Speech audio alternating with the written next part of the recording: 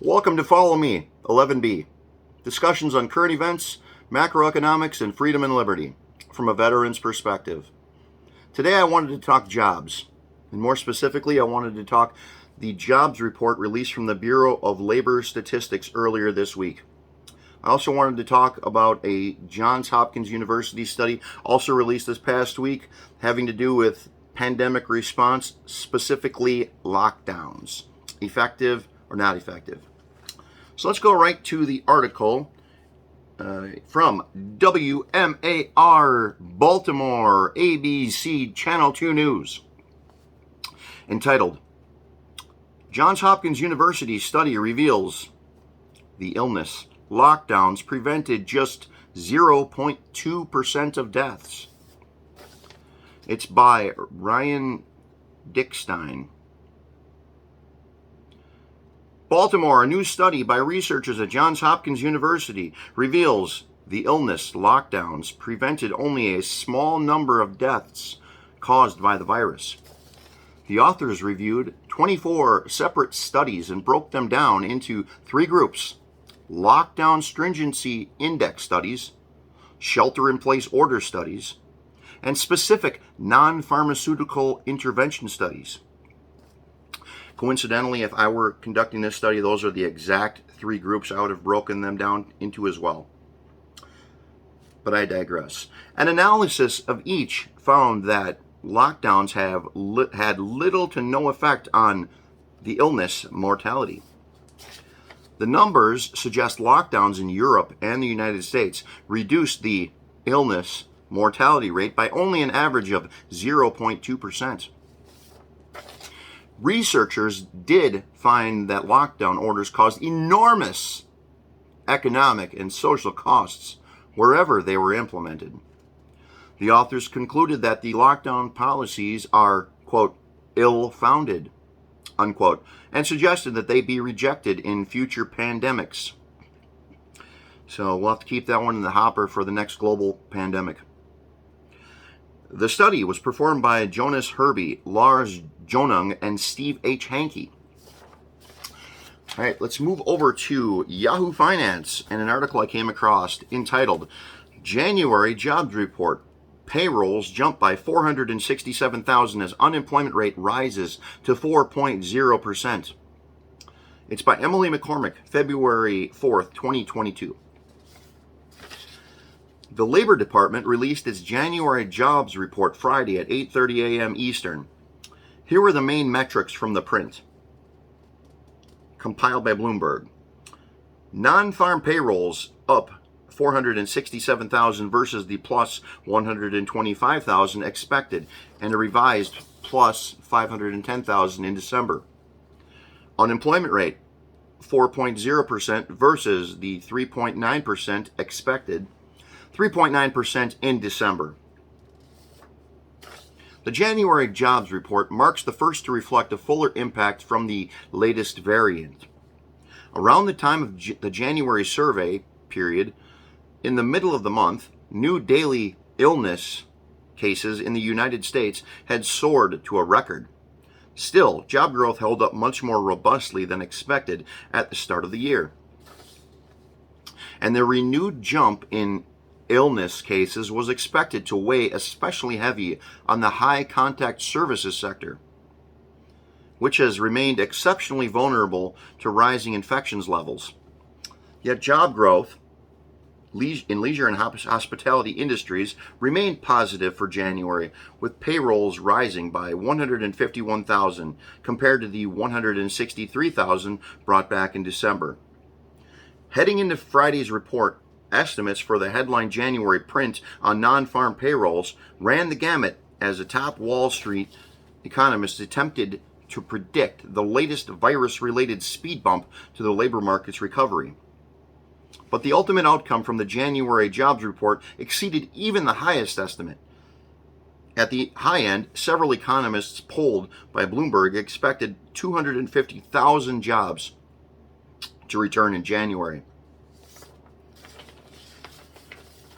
The headline gain appears to make a mockery of our fears that the latest variant would weigh heavily on the payroll figures, with leisure and hospitality employment rising by a solid 151,000. And put a nice little bow on the end of that jobs report. On February 4th, President Joe Biden tweeted the following: 2021 was the greatest year of job creation under any president in history. I'm glad he got that off his chest.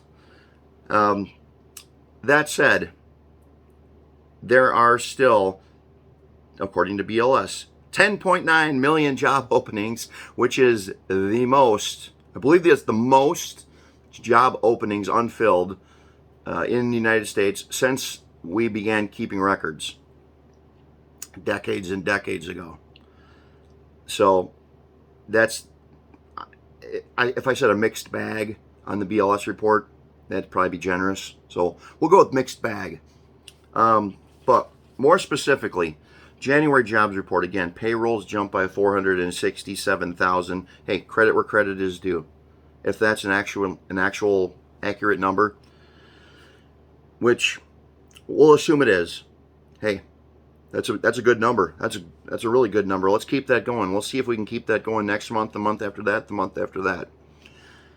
I have my own thoughts on that, but we'll put those in the hopper for right now. 467,000 jobs created. Now, I just wanted to mention there's a big difference between creating jobs and allowing people to go back to the jobs that they originally used to have or they could have had before government told them, no, you can't go to work. No, you have to close your business. No, it's too unsafe to work, so we need to lock you down, lock you up in your house for your own protection, for the greater good. And again, according to the Johns Hopkins University, what did that do for us? Well, we gained 467,000 jobs today, but a lot of those jobs were jobs that people were re-entering the job market to go back to their job that they previously worked at or that they would have gone to apply for or to work at had the government not gotten in the way. Well, what did these lockdowns do for us? They prevented 0.2% of deaths, according to Johns Hopkins University. That is what they did. And the cost of that was tens of thousands of small businesses destroyed, never coming back, and millions of hours of productivity out the window, never coming back. So it appears, based on the cost-benefit analysis, it's a little bit out of whack there. We lost a lot more than we gained. What did these job losses, these small business losses, and these millions of hours of productivity not being worked, what did that cost us? Well, we're seeing that now. We're seeing that with higher prices, raised prices, shortages on goods because people weren't producing. And when you go home and you're given money to not work, to keep people safe, that was the narrative. I'm not blaming people. The government gave people money. People are going to do what people do. They spend money when they receive money, or they might sit on the money for a while, which is what I think is likely happening. It's not that hard to build up a nice little nest egg when with various government stimulus, being paid to stay home and not go to work and not produce, eviction moratoriums and so forth. When you don't have to pay some of your largest expenses, including student loans, mortgage, rent, so forth, you get paid to stay home. And in some cases, you get paid more to stay home than you did to go to work. Well, you can build up a nice little nest egg, particularly if you've invested in the stock market while it was way down in the gutter back in March, April, May 2020. And now you're just watching your paper gains go through the roof. Maybe you've cashed some of them out. Maybe you're just sitting on them. Maybe you've invested in Bitcoin or other crypto. Well, you've got to consider, well, should I even go back to work at this point? But I think that a lot of people at this point, their nest eggs are getting smaller and smaller, and they're starting to take a closer look at the jobs market again, which might not be a terrible thing, because right now it's an employees market. Employers are paying premiums to get people back in the door of their business to help them run their business. So if you're looking for work, this is the time to do it.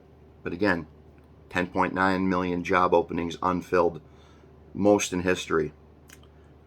Not exactly something you want to put on your presidential resume, but hopefully that the 467,000 jobs payroll number this month, good number, continues next month, the month after that, the month after that. That said, follow us on Facebook. Like us on Facebook. We're also at Follow Me 11B on Twitter now, and The Real Follow Me 11B on Instagram. So we will see you there, and we will also see you on the next video.